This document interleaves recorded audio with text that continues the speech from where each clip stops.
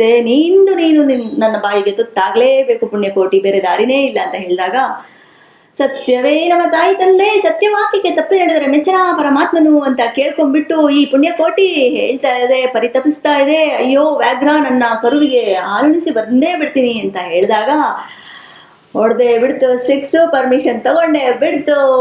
ಪುಣ್ಯಕೋಟಿ ಹಸು ಹೋಗಿ ಹಾಲನ್ನು ಉಣಿಸಿ ವಾಪಸ್ ಬಂದೇ ಬಿಡ್ತು.